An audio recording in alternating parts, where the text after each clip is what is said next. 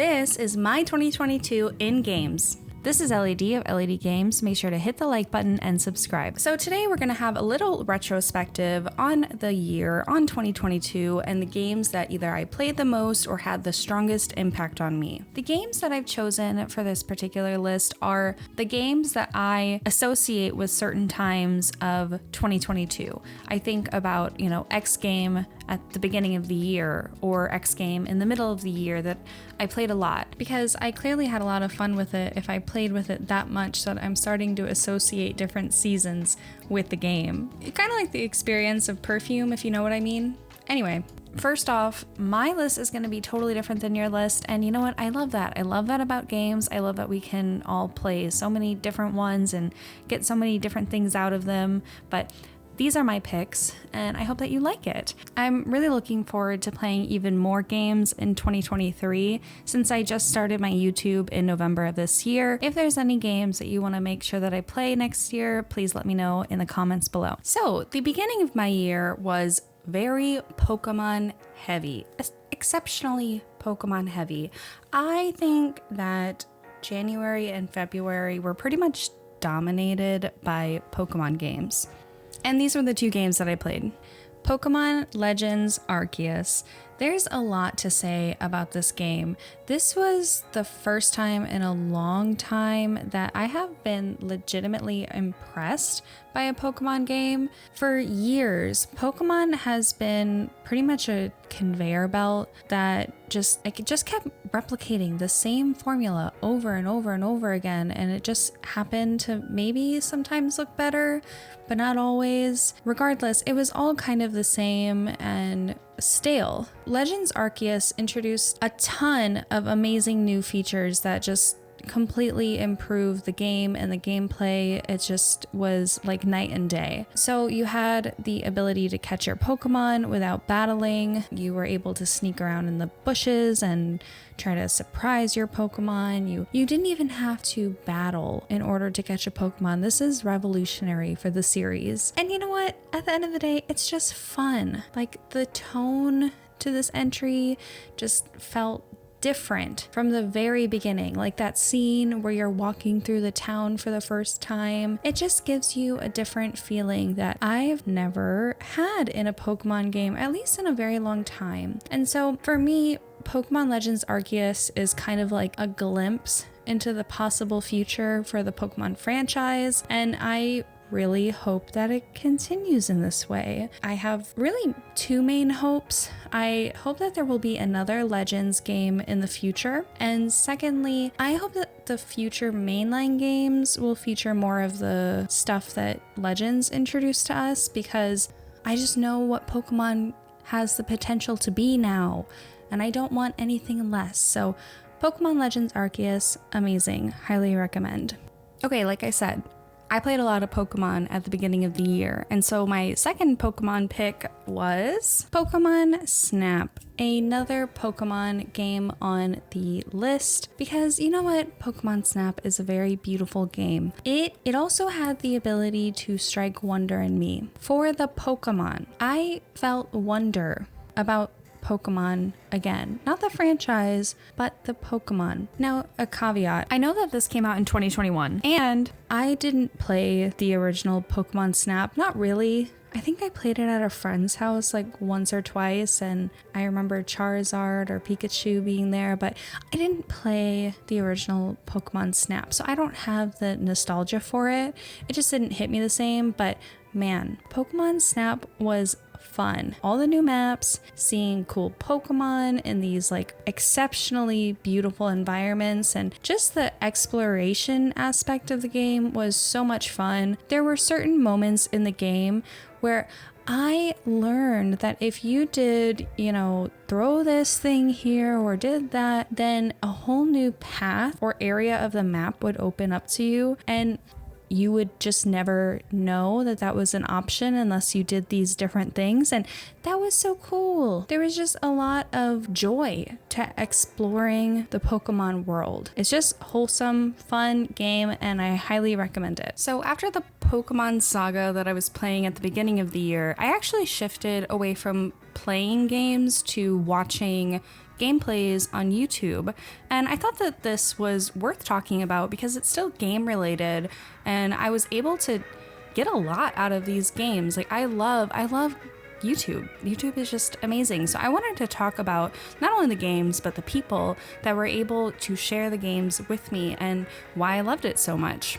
So 2 Let's Plays really stand out to me at the kind of late spring, early summer. We have John Awesome playing Persona 5 and SimplyNotLogical playing Detroit Become Human. All right, so let's talk about both of these. So Persona 5, I became very interested in Persona 5 as a game. I am really into the aesthetics of it. It's just a beautiful game. I'm not typically a big fan of RPGs anymore. I think I was when I was younger, but I've kind of shifted away from that. Maybe I'll get back into it, but the storyline is what really struck me about Persona 5. I was really interested in some of the concepts and the themes that the game was exploring, and I didn't have a PS at the time, and Persona 5 Royal or Persona 5 Royale was not out on Nintendo Switch at the time. It hadn't even been announced because this was at the beginning of the year. So I decided to watch John Awesome play Persona 5, and I loved it. I didn't finish the series, and I don't know how Persona 5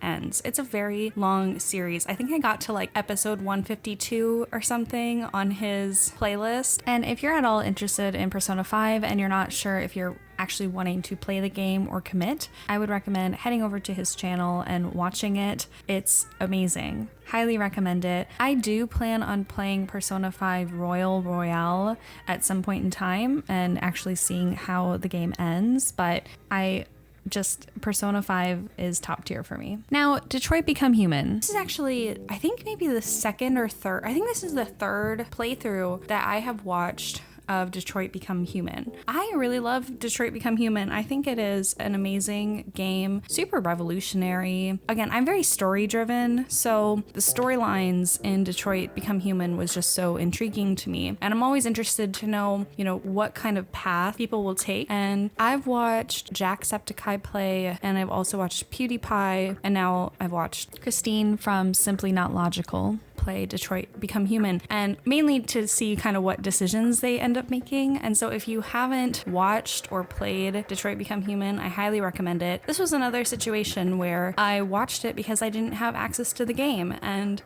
I really appreciate and love these creators. Another game worth mentioning is Stray. I loved Stray. It was amazing. The visuals, the storyline, the gameplay, even though I was just watching, amazing. I actually watched 2 different people play Stray. I watched SimplyNotLogical and jacksepticeye play, and they ended up playing differently, but it's just an amazing game, and it really hit me hard because I have a little ginger orange cat, and so how could I not like Stray? Come on. And so if you haven't watched or played, highly recommend, just A+. Stardew Valley.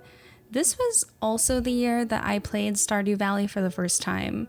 I am an OG fan of Harvest Moon. I have probably played every single Harvest Moon game that there has been. So I had heard a few people mentioning this game and honestly raving about it. And in my head, I'm just like, y'all don't really know anything because you never played Harvest Moon. So I don't know what the Stardew Valley is, but I decided to check it out. And I was like, it's only a few dollars. I am buying it. And I got time. It was the summer. Let's try it out. I could kind of go on and on about how cool the developer Concerned Ape is, but maybe for another time. Honestly, maybe once Haunted Chocolatier comes out, then we can chat. But either way, Stardew Valley is clearly inspired by Harvest Moon, the OG, but it really is able to come into its own. There are a million things to do in this game. It's absurd just how much that you can do.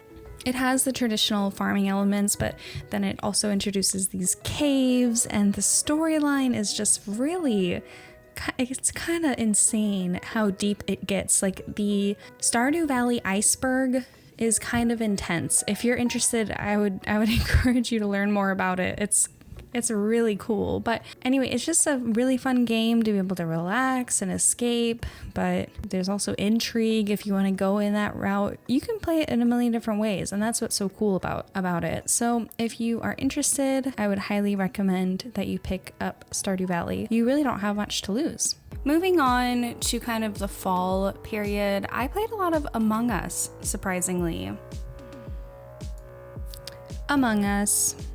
The game where you are either killing all of your friends to win, or you are basically solving a mystery to figure out who the murderer is that's killing all of your friends. So I had some friends encourage me to play with them, and it was just fun. It was fun. So since that introduction, I had mostly just continued to play with friends, and then slowly, the more competitive I got, I started randomly entering into lobbies on my own, because at its core, it's just fun. It's a simple, straightforward game, super non-committal as far as time goes. You know, I play on my phone. It's just fun. I will say, and I know that this is a favorites video, but I think this is worth just briefly discussing, that this game does have a major flaw that I would like, it just needs to be fixed in the future, which is the lack of moderation of people's names and free chat conversations. It's just bad. It's bad. There have been quite a few times that I have just left a lobby because something was super inappropriate or it was just abhorrent. So if that's fixed, I would be more inclined to talk about the game more, or maybe play the game for this channel, but in its current state, I don't think that I will. Aside from that, it's a really great game. I know that there's a reason why it's so popular. It's really, really fun. And I couldn't conclude this list without, of course, talking about the game that has kind of taken over my channel as of late, Splatoon 3. If you take a look at my channel, this entry would not surprise you in the least. I love Splatoon. Splatoon is Nintendo's answer to the demand for shooting and combat games, and they do it really well. They do it so well, in fact, that it won Multiplayer Game of the Year at the Game Awards. Okay, with that being said, this was actually my first Splatoon game that I ever played. I did not play Splatoon or Splatoon 2, and when the trailers came out for Splatoon 3, I actually didn't think it would be for me. I decided to give it a try during Splatfest World Premiere. After a few days of kind of figuring it out and messing with it, I kind of slowly became really interested. I will say though, it wasn't until I became introduced to more of the community aspect of Splatoon that I really became hooked. Not to mention, Splatoon just has so much content, like a ridiculous amount of content. It has Turf War, Anarchy Battles, which that includes Splat Zones, Rainmaker, Clam Blitz. It has Salmon Run, an entire story mode that I really haven't touched, and it also has frequent major community events like Splatfest and Big Run, and who knows what else is going to happen in the future because it's updated so often. So if you also like Splatoon, I encourage you to subscribe because I will definitely continue to make Splatoon content.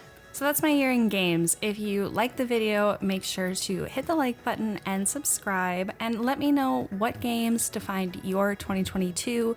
What did you like the most? Who are you watching? Let me know, because I'm always here to try new things. So looking forward to continuing and seeing you all in 2023.